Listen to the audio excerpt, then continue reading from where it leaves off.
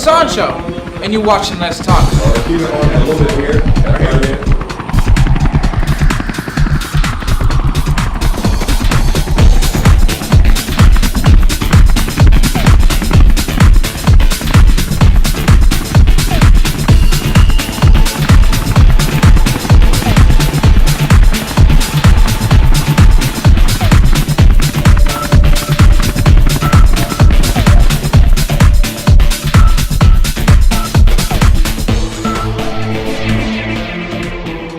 I'm Phil Sisson, and you're watching Let's Talk.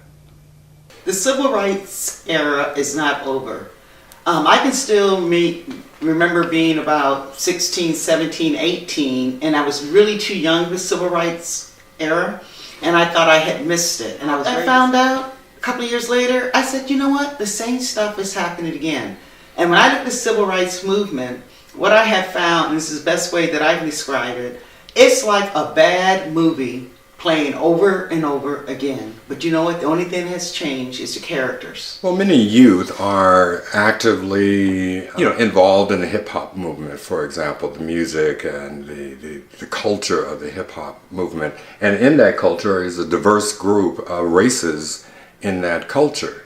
So they have almost intimate contact with people of different cultures and races in terms of expectation of what an organization can and will do and how they fit in. How do youth of today fit into the NAACP's agenda?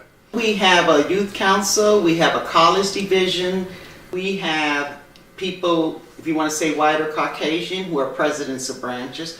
We have people who are Muslim, people who are Filipino. It's open to everyone. Reconstruction era, and this is after the Civil War. The question was, what do we do with the freed slaves?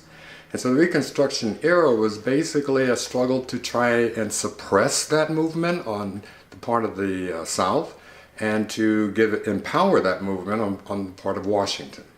Two black leaders emerged during that period, W.E.B. Du Bois and Booker T. Washington, with totally different agendas.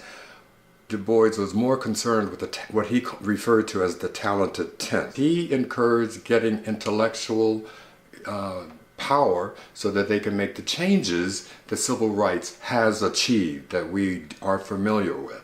However, Booker T. Washington was talking about the rural freed man, the one that was not going to go to college, who was a farmer by trade or a sharecropper, a blacksmith. They had crafts and skills. Why can't those two agendas be merged so everyone benefits? I think both agendas can be merged, and because I don't think one plan works for any generation or for any race. And I think we need both. There are some who are the talented 10th who will go to college and hopefully come back and help their community. But college is not for everyone. And everyone doesn't want to go to college, and I understand that. I mean, we have trades, and that's what are looking at, is that if you don't want to go to college, at least train people so they're able to support themselves and, move forward. Well, how can we encourage those who don't live in the traditional black communities where there are majority black people in that community who went to high school, got pregnant or married or joined the army, came back with post-traumatic stress, and the talented 10th are nowhere to be found. They're living in La Jolla. They're living in the wealthy white areas of the city. How do we encourage those people to actually give back or to contribute or to help develop those people? Well, what those people, whether you want to call it the 10%, they do need to come back to the community. Not necessarily they have to move back, because actually I think that's the reason why, at least in Southeast San Diego, I have to admit, is that the people who were professionals out, and I think they left the community very vulnerable, and the community doesn't have the same voice that they should have, because when you had the professionals there, they were able to fight.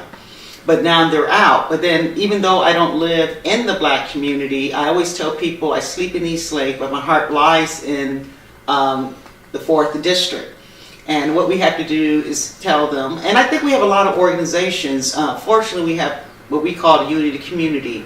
And it's not only just NAACP, we got the San Diego Black Police Officers, the Irving Yellen Bar Association, the Black Association, Political Action Committee, we have the AKAs, we have the Deltas, the National Naval Officers Association. And what specifically are they doing to develop the economic base in those communities? Or is it possible for them to even have that as an agenda? It's an agenda. I mean, even like NAACP, we have a lot of committees, and those are the committees that I'm trying to build up, but you cannot be a committee of one. And if this community wants to be strong, they got to help us be strong. We have economic development, we have a health committee, we have a veterans committee, education committee, communications, but there's 24 people, and we are doing the best we can, but we have to have the community help us help them. Okay. Thank you very much.